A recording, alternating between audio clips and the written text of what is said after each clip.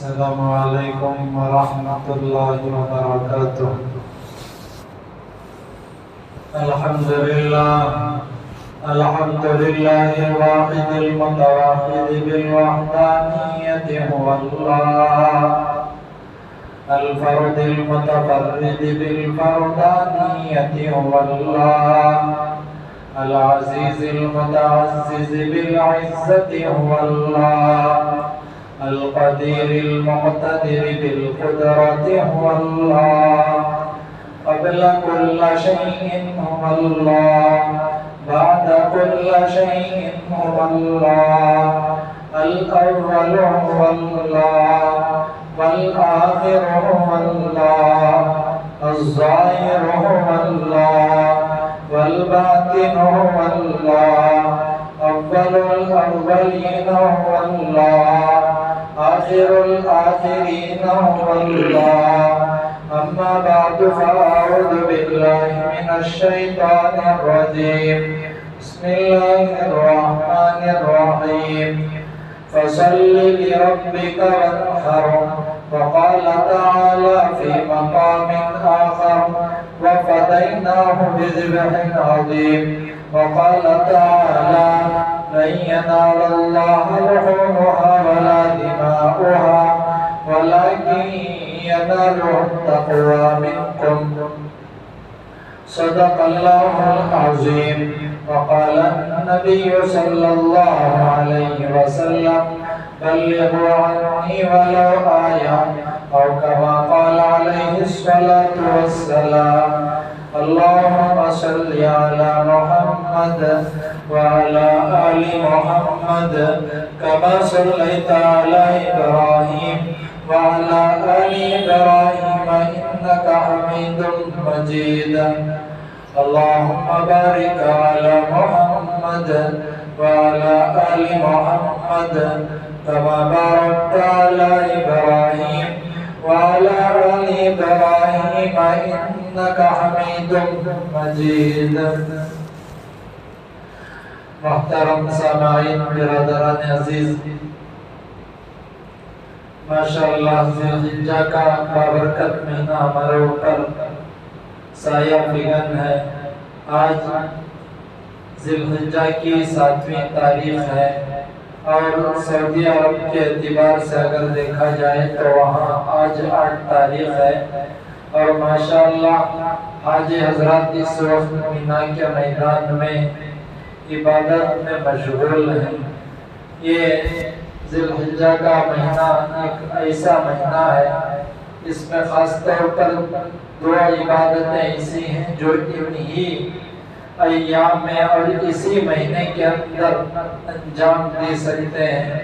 اس کے علاوہ کوئی اور مہینے میں یہ عبادتیں نہیں ہو سکتی۔ ان میں سے ایک حج کی فضیلت کے تعلق سے بات سن کر ہیں۔ ایک حج ہے جو اسی مہینے میں انجام دے سکتے ہیں، اور دوسرا قربانی کا عمل ہے۔ یہ عمل بھی اسی مہینے کے اندر کیا جا سکتا ہے۔ تو آج 8 وہاں کے اعتبار سے تاریخ ہے اور یہاں کے اعتبار سے 7 ہے۔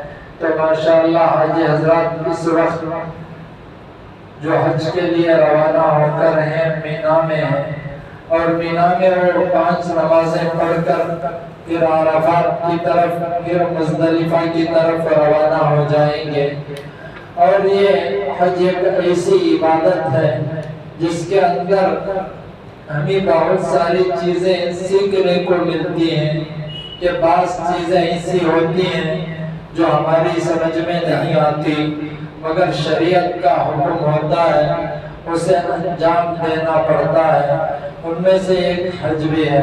اب نماز کے لیے ہم وضو کرتے ہیں، نماز کے لیے جو وضو کیا جاتا ہے یا دوسرے مواقع پر وضو کیا جاتا ہے، اس وضو کے تعلق سے بھی ایک بات بہت ہی گہرائی سے سمجھنے کی ہے کہ ہم جب استنجا کے لیے جائیں تو استنجا جب کر آئیں تو شریعت یہ کہتی ہے کہ تمہارا وضو ٹوٹ گیا۔ اب کچھ باتیں ذہن میں نہیں آتی کہ استنجا تو مخصوص اعضاء سے کیا جاتا ہے، اور وضو میں جو ہے ہاتھ پیر منہ کو دھویا جاتا ہے۔ کوئی یہ سوال کرنے کی اجازت نہیں کہ ہم تو استنجا تو مخصوص عضو سے کر رہے ہیں اور وضو نماز پڑھنے کے واسطے اس اعضاء میں دھونے کی کیا بات ہوئی۔ تو بعض چیزیں ایسی ہوتی ہیں جو ہماری سمجھ میں نہیں آتی، مگر شریعت جو کہتی ہے اسے ماننا پڑتا ہے۔ حضرت تقی عثمانی صاحب کی بات ہمیشہ میں نقل کرتا ہوں۔ حضرت فرماتے ہیں کہ شریعت میں نماز، روزہ، حج، زکوٰۃ یہ جو سب کچھ ہے، یہ سب کچھ میں اللہ نے کچھ بھی نہیں رکھا۔ اللہ نے جو کچھ رکھا ہے وہ بس اپنے حکم کو پورا کرنے میں رکھا ہے۔ کسی چیز کے بارے میں اللہ فرما دیں کہ یہ کام کرو تو وہ کرنا عبادت بن جاتا ہے، اور کسی کام کے بارے میں اللہ فرما دیں کہ یہ کام نہ کرو، چاہے ہماری عقل یہ کہتی ہو کہ یہ کام کرو تب بھی اسے کرنے کی اجازت نہیں۔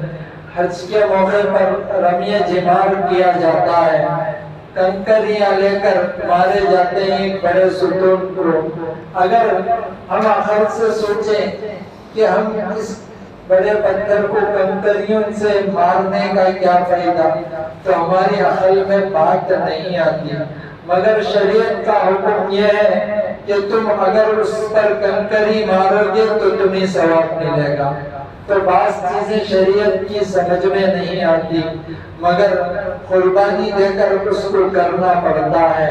اب انہی ایام کے اندر حج ایک بہت بڑی عبادت ہے، اس میں بھی بعض چیزیں سمجھ میں نہیں آتی، ہم حج کی عبادت کرتے ہیں۔ اور دوسری اہم عبادت ان ایام میں جو کی جاتی ہے وہ قربانی کی عبادت ہے۔ انہی ایام میں 10، 11، 12 3 دن کے اندر ہی ہم قربانی کر سکتے ہیں۔ ان دنوں کے علاوہ کوئی اور ایام میں کوئی قربانی دینے کی بات کرے تو اسے صدقے کا ثواب ملے گا، پر اسے قربانی کا ثواب نہیں مل سکتا۔ اللہ نے کچھ دنوں کو کچھ دنوں پر فضیلت عطا فرما دی ہے، تو انہی ایام میں سے یہ قربانی کے ایام ہیں۔ اور یہ قربانی کا جو طریقہ رائج ہوا اور جو قربانی کا عمل ہم پر ضروری قرار دے دیا گیا، وہ حضرت ابراہیم علیہ السلام کی یاد کی تازگی کے واسطے ہے کہ حضرت ابراہیم علیہ السلام نے ایک بہت بڑی قربانی دی تھی، اور اس قربانی کو یاد رکھنے کے لیے اللہ تبارک و تعالیٰ نے یہ قربانی کے عمل کو ہمارے لیے ضروری قرار دے دیا گیا۔ بعض باتیں سمجھ میں نہیں آتی، حضرت ابراہیم علیہ السلام کے واقعے سے ہم سبق حاصل کریں کہ ابراہیم کو خواب میں حکم دیا گیا کہ ابراہیم اپنے بیٹے کو ذبح کرو۔ اب دیکھیں عقل یہ کہتی کہ ہم اپنے بیٹے کو کیسے ذبح کریں، مگر ابراہیم علیہ السلام کے سامنے یہ بات تھی کہ اللہ کا حکم سب چیزوں سے بڑھ کر ہے، اللہ کے حکم سے بڑھ کر کوئی اور چیز نہیں ہے۔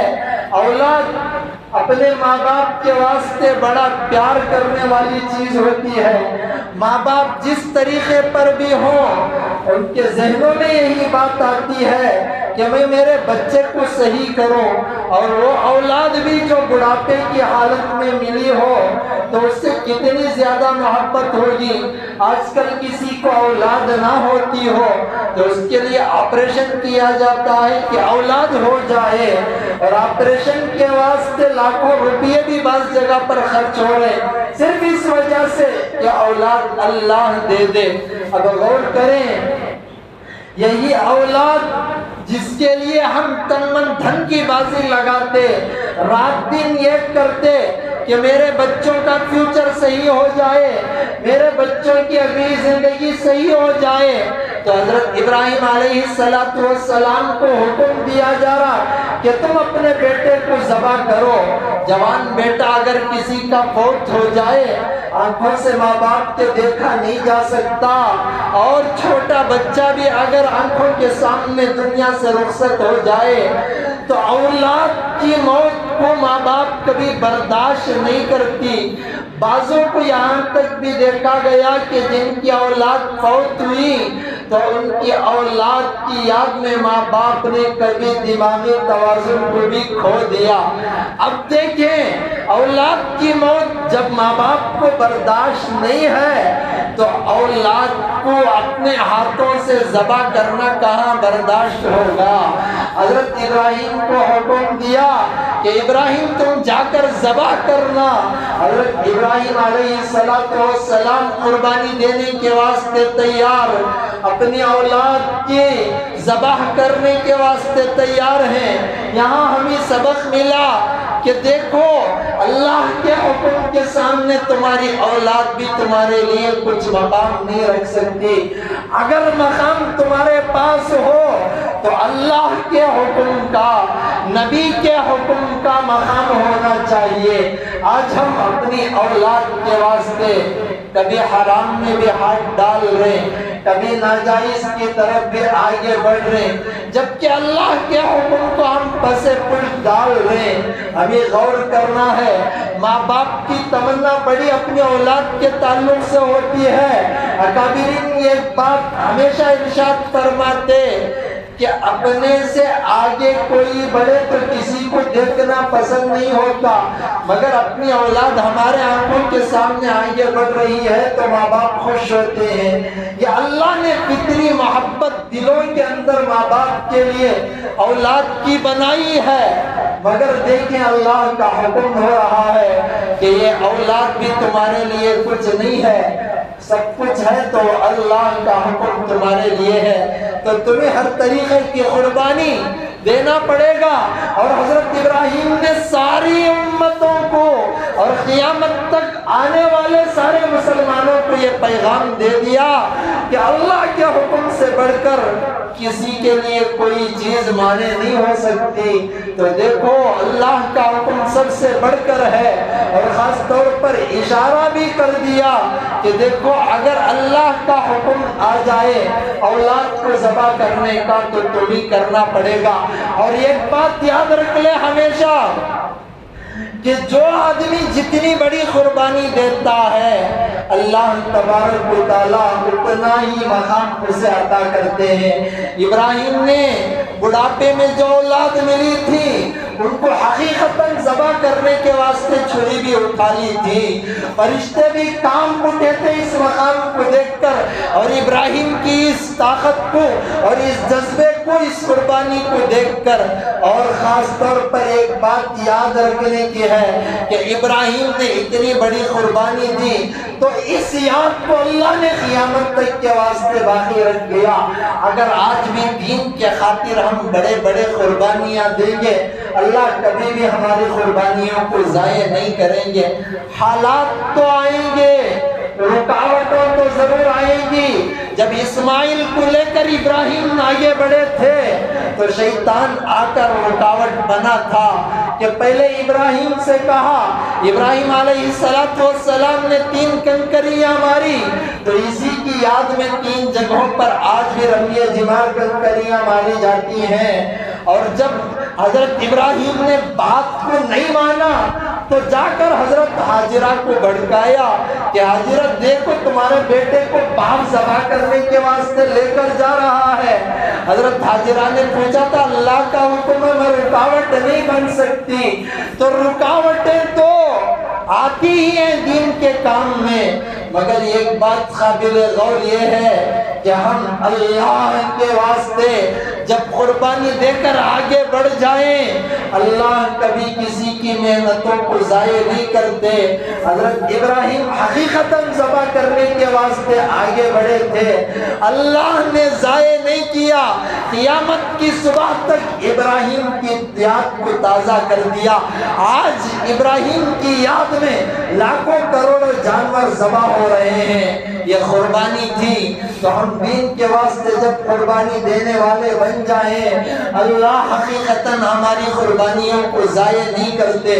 تو ساتھیوں جب ہمارے اوپر کوئی دین کی بات آئے ہم پسے پشت نہ ڈالیں، ہم اللہ کے واسطے آگے بڑھ جائیں۔ اللہ کا حکم ہمارے ماں باپ سے، ہماری اولاد سے، ہمارے سب کچھ چیزوں سے بڑھ کر ہمیں ہمارے اللہ کا حکم ہے۔ اور ان ایام کے اندر جو مخصوص عبادتیں ہیں وہ حج کی عبادت اور قربانی کی عبادت، اور قربانی کی عبادت کے تعلق سے نبی صلی اللہ علیہ وسلم نے دو ٹوک جواب میں فرمایا کہ اگر کسی کے اوپر قربانی واجب ہو اور وہ قربانی واجب ہونے کے باوجود قربانی نہ کرے تو اسے چاہیے کہ وہ ہماری عیدگاہ کے قریب بھی نہ آئے۔ یہاں وعید میرے نبی نے بیان فرمائی کہ آج کل معمولی بہانوں سے ہم قربانی کو کرنا نہ چھوڑیں۔ قربانی ایک بہت بڑی عبادت ہے، حدیث کے اندر آ کر ہے ان 3 دنوں کے اندر قربانی سے بڑھ کر کوئی اور عبادت نہیں ہے۔ تو یہ کتنی بڑی عبادت ہوگی۔ حضرت علی کا ایک فرمان ہے، جب قربانی کے جانور کو ذبح کیا جائے تو قربانی کے جانور کا خون ابھی زمین پر نہیں پہنچتا، اس سے پہلے اللہ کے یہاں پہنچ کر اللہ اسے قبول فرما لیتے ہیں۔ تو اور ایک حدیث میں یہ بھی ہے کہ قربانی کا جانور جو ذبح کیا جاتا ہے اس کے جسم پر جتنے بال، اللہ ہر بال کے بدلے ایک نیکی دے دیتے ہیں۔ اتنے مقامات اور اتنے احادیث میرے نبی نے اس لیے بیان فرمایا تاکہ کوئی بھی جس کے اوپر قربانی واجب ہو وہ قربانی دینے سے باز نہ آئے، قربانی کو ضرور کچھ پریشانی لے کر ہی صحیح ادا کیا کریں۔ جب قربانی ادا ہوگی اللہ تبارک و تعالیٰ کے یہاں مقام ضرور بھی ضرور ملے گا۔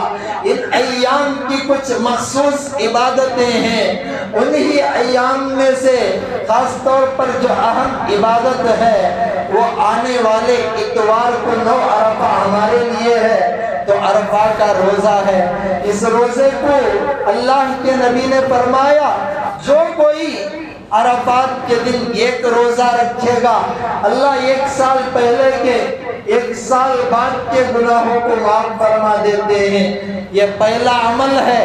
اس کے بارے میں علماء تو یہ بات فرما کر ہیں کبیرہ گناہ تو اللہ توبہ کے بغیر معاف نہیں فرماتے، البتہ صغیرہ گناہ اس سے معاف ہو جاتے ہیں۔ اور دوسرا عمل تکبیرات تشریق کا ہے۔ 9 عرفہ کی صبح یعنی آنے والے اتوار کی صبح سے لے کر آنے والے جمعرات کی عصر تک 13 ذی الحجہ کی عصر تک تکبیرات تشریق ہے۔ ایک مرتبہ بلند آواز سے کہنا یہ واجب ہے۔ مصنف حضرت ابن ابی شیبہ فرماتے ہیں کہ اس کو بلند آواز سے ہی کہا جائے۔ آج کل ہمارے یہاں ایک غلط رواج یہ ہے کہ جب یہ تکبیرات تشریق مسجد میں جماعت کے بعد کہنے کا موقع آتا ہے لوگ صرف آہستہ سے اللہ اکبر اللہ۔ تو حضرت مفتی شفیع عثمانی رحمت اللہ علیہ ایک بات فرمایا کرتے تھے، اللہ نے تکبیرات تشریق رکھی اس لیے کہ اس سے شوکت اسلام کا مظاہرہ ہو، تو اتنی بلند آواز سے یہ تکبیرات تشریق کہو کہ تمہارے کہنے سے ساری مسجد گونج اٹھے۔ آج کل دیکھیں اکثر دیہاتوں میں بھی یہ معمول کے زور سے نہیں کہی جاتی بلکہ آہستہ آواز سے۔ جہاں اسلام کہتا ہے کہ زور سے کہو تو وہاں زور سے کہنا واجب، اور جہاں اسلام کہے کہ آہستہ تو وہاں آہستہ کہنا واجب ہے۔ تو تکبیرات تشریق کے تعلق سے علماء فرماتے، فقہاء فرماتے کہ ہر نماز کے بعد 1 مرتبہ کہنا واجب ہے، اور یہ صرف مرد احباب پر جماعت کی نماز ہونے کے بعد 1 مرتبہ بلند آواز سے کہنا واجب۔ اگر کسی کی جماعت چھوٹ جائے یا کوئی مسبوق ہو جائے تو اپنے سلام کے بعد 1 مرتبہ آہستہ سے کہنا واجب ہے۔ اگر مستورات گھر میں نماز پڑھ رہے ہوں تو ان کو بھی 1 مرتبہ آہستہ سے کہنا واجب ہے۔ اور مستورات کے بارے میں حضرت تقی عثمانی صاحب ایک بات فرمایا کرتے تھے کہ ہم تو مرد احباب نماز جماعت سے ادا کرتے ہیں، اس لیے کوئی ایک بھی تکبیر زور سے کہے تو ہمیں بھی یاد آ جاتا، ہم پڑھ لیتے۔ بعض دفعہ انسان ہونے کے ناطے کچھ بھول سی ہو جاتی ہے، مستورات تکبیرات تشریف پڑھنا بھول جاتے ہیں، اس لیے مستورات ایک صفحے میں لکھ کر جہاں نماز پڑھتے سامنے والی دیوار پر لگا لیں، جب سلام نماز کا پھیرا جائے تو تکبیرات تشریف پر نظر پڑے گی تو فوراً تکبیرات تشریف پڑھنے میں آسانی ہو جائے گی۔ تو دیکھیں تکبیرات تشریف یہ دوسرا عمل ہے، اور تیسرا جو عمل ہے وہ قربانی کا عمل ہے۔ میں نے تو قربانی کے بارے میں کچھ ضروری باتیں آپ کے سامنے بیان فرما دی، اب کچھ ضروری مسائل بتا کر میری بات کو میں آگے بڑھا دوں۔ ضروری مسائل میں سے ایک اہم مسئلہ یہ ہے کہ عید کی نماز جب ہم پڑھیں تو اس کے بعد ہم جا کر اپنی قربانی کو ادا کریں۔ اس سے پہلے مثال کے طور پر ہم یہاں عید کی نماز شہر میں پڑھ رہے ہیں، ایک جگہ بھی شہر میں عید کی نماز ہو جائے تو سارے شہر میں ہم عید کی نماز پڑھے ہوں کہ نہ پڑھے ہوں ہمیں قربانی کرنے کی شہر میں اجازت ہے۔ گزشتہ مرتبہ ایک مسئلہ ہمارے ساتھی پوچھے تھے، مجھے بھی مسئلہ وہ معلوم نہیں تھا، بعد میں نے اکابرین سے معلوم کیا۔ مسئلہ یہ ہے کہ بہت سارے ساتھی یہاں آ کر جہاں جلدی نماز ہوتی ہے مسجد میں پڑھ لیتے، پھر ان کے نام سے قربانی دیہاتوں میں دے دیتے۔ تو علماء فقہا اس دور کے ایک جدید مسئلہ ہونے کی وجہ سے غور سے سنے، مسئلہ سمجھ میں آوے انشاءاللہ۔ حضرت اشرف علی تھانوی ایک بات لکھ کر ہیں کہ شہر میں نماز پڑھ کر دیہات میں جا کر قربانی کرنا جائز ہے، مگر ایسا دیہات جہاں عید کی نماز نہ پڑھتے ہو۔ ہمارے یہاں ماشاءاللہ ہمارے یہاں سے جو قریب میں دیہات ہیں ان دیہاتوں کے اندر اس وقت عید کی نماز ہو رہی ہے۔ اب یہاں ہم نماز پڑھ کر جب تک وہاں نماز نہ ہو، دیہاتوں میں مثال دے کر کہہ دو اسوال ہو، ارے نلی ہو، ارے نلی ہو، یہاں جب تک نماز نہ ہو تب تک ہم اپنی قربانی نہ دیں۔ میں اس لیے کہہ رہا ہوں کہ مجھے بھی یہ مسئلہ گزشتہ مرتبہ ساتھی پوچھے تھے، معلوم نہیں تھا، بعد میں تاخیر کرنے پر معلوم ہوا کہ قربانی نہیں ہو سکتی۔ تو اس لیے محتاط رہیں، اور جب وہاں دیہاتوں میں عید کی نماز ہو جائے، وہاں عید کی نماز ہوتی ہے یا نہ یہ اپنی جگہ مسئلہ ہے، مگر اس وقت جو پڑھ رہے ہیں اس مسئلے کو رکھ کر اس دور کے فقہا نے فرمایا کہ جب وہاں عید کی نماز ہو تو اس کے بعد دیہاتوں کے اندر قربانی کرو، اس سے پہلے قربانی نہ کرو۔ اور ہمارے مسلمانوں کی عادت جلدی بازی کی، وَكَانَ الْإِنسَانُ عَجُولًا، انسان جلد بازی ہے۔ ہمارے نبی نے تو ہمیں 3 دن 2 راتیں دی، آرام سے کر سکتے، معمولی بہانہ کہ جس طریقے سے بھی ہو ہم جلدی قربانی کر کر فارغ ہو جائیں۔ تو دیکھو میرے ساتھی، جلدی بازی نہیں، جب تک وہاں عید کی نماز نہ ہو ہرگز قربانی نہ دے۔ اور بعضوں کو یہاں تک بھی دیکھا گیا کہ ایک دن کورگ میں یا کیرلا میں جلدی عید کی نماز ہو جاتی اور ان کے نام سے یہاں قربانیاں ہی شروع۔ اس دور کے فقہا نے جدید طریقے سے مسئلہ نکال کر فرمایا کہ قربانی ہی نہیں ہوتی۔ تو ان مسائل کو، جن ساتھیوں کو یہ مسائل معلوم نہیں ہے ان تک اس بات کو ضرور پہنچائیں تاکہ ہر ایک اپنے پیسوں کی جب قربانی دے رہا ہو تو اس کی قربانی بھی اللہ کے یہاں مقبول ہو، کہیں بے فہمی میں آ کر کسی کی قربانی ضائع نہ ہو۔ اور دوسرا اہم مسئلہ یہ بھی بتانا ہے، ہم کو معلوم ہے کہ جب تک ہم بیل یا دمبے کی اور بیل کی جب قربانی دیں اس کی عمر 2 سال مکمل نہ ہو، جتنا بھی کھا پی کر موٹا تازہ ہو اس کی قربانی نہیں ہو سکتی۔ فقہا نے یہاں تک بھی فرمایا کچھ ہی دن کم ہو تب بھی اس کی قربانی، 7 دن سے زیادہ اگر کم ہو تو اس کی قربانی ہی نہیں ہو سکتی۔ کتنا گہرا مسئلہ ہے۔ اگر بکرا ہو تو 1 سال کا ہونا ضروری، اگر بکرا 6 ماہ کا بھی ایسا ہے کہ 1 سال کے درمیان میں چھوڑ دیا جائے تو 1 سال میں اور 6 ماہ کے بکرے میں فرق محسوس نہ ہوگا، ایسے بکرے کی قربانی جائز ہے۔ اور اونٹ ہو تو 5 سال کا، یہ سب مسائل ہمیں معلوم ہے، مگر کئی ساتھی بے فہمی میں ایسی غفلت کر رہے ہیں کہ بیل جس کی عمر 1.5 سال کی ہے، دیکھنے میں تھوڑا موٹا تازہ، بازار میں جا کر خرید کر آ رہے ہیں، دیکھیں تحقیق کر لیں، اس لیے کہ پیسہ جب ہمارا لگ رہا ہو تو قربانی بھی ہماری صحیح ادا ہو۔ جب 2 سال ہی مکمل ہو کر ہم اس گوشت کو کھائیں بس جائز تو ہوگا، مگر قربانی کا ثواب نہیں مل سکتا۔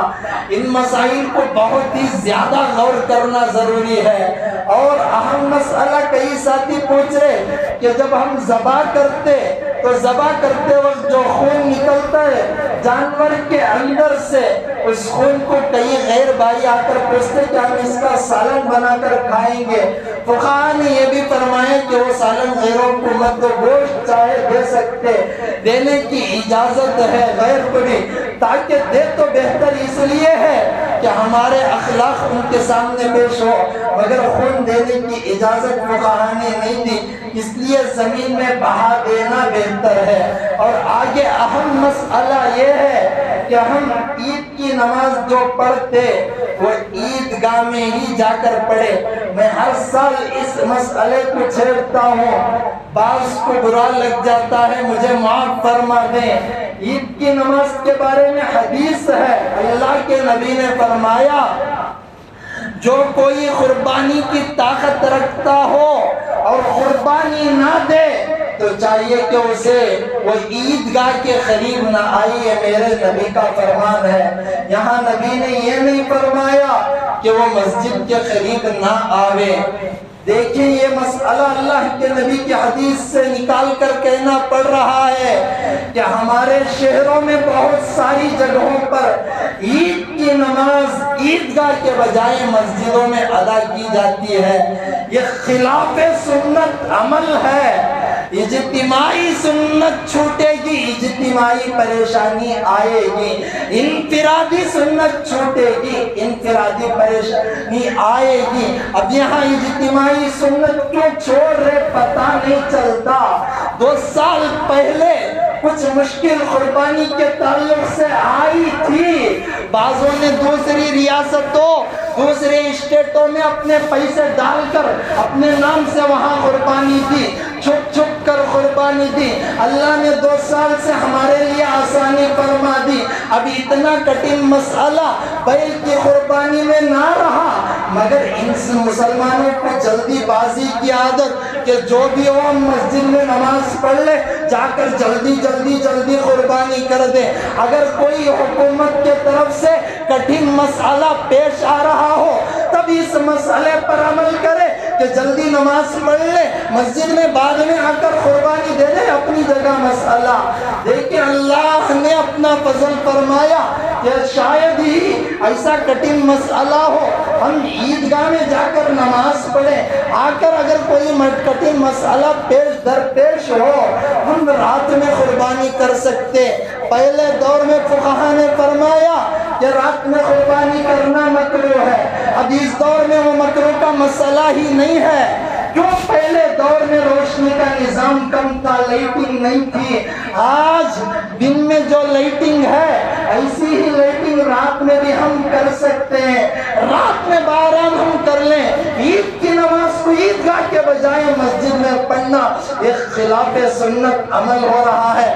نماز تو ہو جائے گی مگر جو ثواب عیدگاہ میں ملے گا وہ ثواب کا آدھا بھی نہیں ملے گا۔ مسجد حرام میں نماز پڑھنا 1 لاکھ نمازوں کا ثواب بھی اپنی جگہ، مگر عرفات کے میدان میں 9 عرفات کو رکنے کا مسئلہ، 8 کو مینا میں رکنے کا مسئلہ، پھر مزدلفہ میں رکنے کا مسئلہ، پھر رمی جمرات کرنے کا مسئلہ، پھر قربانی کرنے کا مسئلہ، 8 سے لے کر 12 ذی الحجہ تک مسلسل حاجی حضرات میدان میں مشغول رہتے ہیں۔ وہ یہ کہہ دے کہ ہم میدان میں کیوں رہے، ہم مسجد حرام میں کعبے کے بازو میں آ کر نماز پڑھیں گے، تو علماء فرماتے میں 5 منٹ اب زیادہ لوں گا۔ دیکھیں علماء فرماتے 1 نماز کا تو 1 لاکھ کا نہیں، 1 نماز کا ثواب بھی ان کو کعبۃ اللہ میں پڑھنے پر نہیں ملتا۔ کیوں؟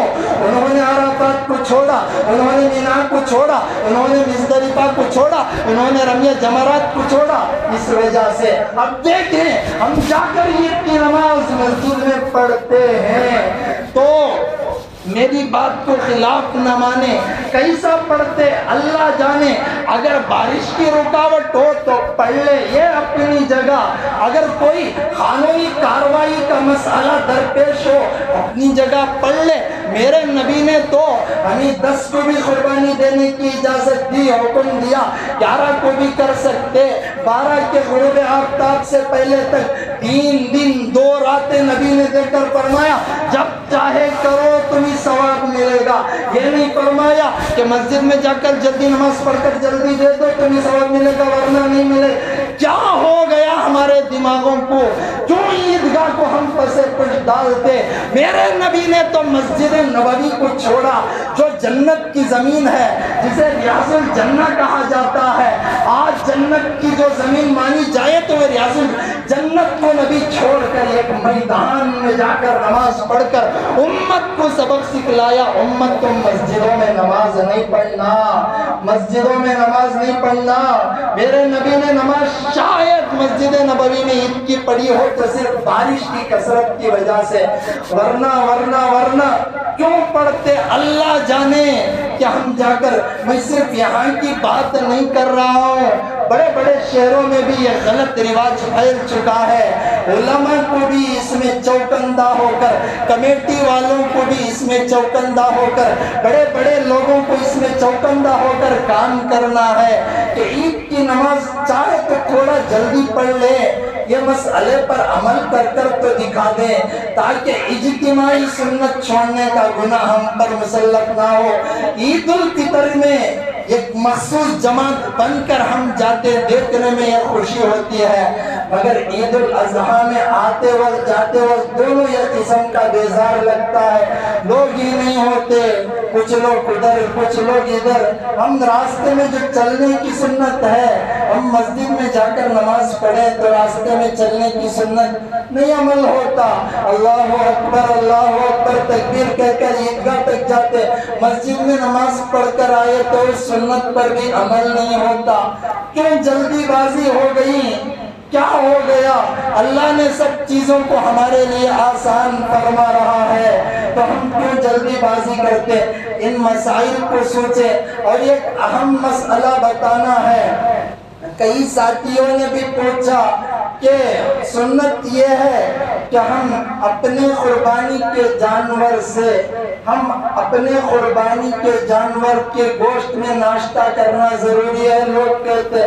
تو مجھے بھی یہ مسئلہ جب معلوم نہیں تھا، میں استاذ محترم سیف الدین رحمۃ اللہ علیہ سے پوچھا تھا تو حضرت نے فرمایا اگر کسی جگہ عید کی نماز اشراق کے اوقات میں ہو رہی ہو تو اشراق کے اوقات میں جو جا کر نماز پڑھتے ان کے لیے ضروری ہے کہ وہ اپنے قربانی کے گوشت میں سے ناشتہ کریں، ورنہ تاخیر سے جہاں نماز ہو رہی ہے ان کو ناشتہ کرنے کی اجازت ہے۔ یہ حضرت نے مسئلہ بیان فرمایا تھا کہ جلدی جو نماز پڑھ کر آ کر فوراً ہم قربانی دے کر اپنے سے فارغ ہو کر اس میں اجازت ہے، ورنہ تاخیر ہوتی جائے گی، بعضوں کو گیسٹرک وغیرہ کی بیماری ہے، مسئلے کے بارے میں مستنبط نہیں کر سکتے، اس پر ضروری عمل ہے۔ ہم سوچ رہے ہیں مسئلہ کہیں نے پوچھا اس لیے بتا دیا۔ اور خاص طور پر ایک اہم چیز کی طرف بھی اکابرین اس وقت اشارہ کر رہے ہیں، وہ یہ ہے کہ ہم پاکی صفائی کا خاص خیال رکھیں۔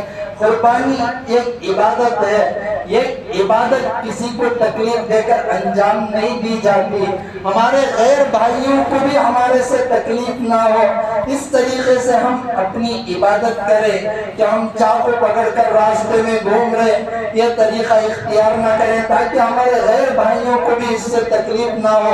ہم ایسا طریقہ اختیار کریں جس سے ہمارے غیر بھائی بھی ہمارے سے سبق حاصل کریں، ورنہ دیہاتوں میں دیکھا گیا کہ بنین پر کوئی پھر رہا ہے، کوئی چاقو پکڑ کر، کوئی خون والی تھیلی پکڑ کر گھوم رہے۔ یہ ہمارے نبی نے ہمیں اخلاق نہیں سکھلائے، نبی نے ہر جگہ ہمیں ڈسپلن سکھلائی، اخلاق سکھلائے کہ تم ایسا طریقہ اختیار کرو جس سے تمہارے غیر بھائیوں کو بھی تکلیف نہ ہو، ورنہ تم ایک عبادت میں دوسرے کو تکلیف دو گے، عبادت کرنے کا ثواب نہیں ملتا۔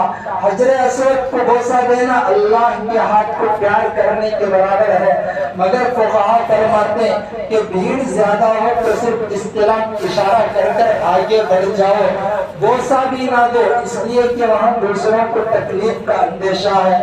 شریعت دوسروں کو تکلیف دینا برداشت نہیں کرتی۔ ہمارے نوجوانوں کو جوش زیادہ آ جاتا، جوش جب زیادہ آ جاتا بنین میں اور اسی طریقے سے چاقو پکڑ کر گھومنے میں لگ جاتے۔ محتاط رہیں، اللہ نے آسانی فرمائی تو آسانی کا غلط فائدہ نہ اٹھائیں۔ اسلام حسن اخلاق سکھلاتا ہے، حسن اخلاق پر عمل کریں۔ میں زیادہ وقت لے لیا، آئندہ سے انشاءاللہ میں ساتھ رہوں گا۔ اللہ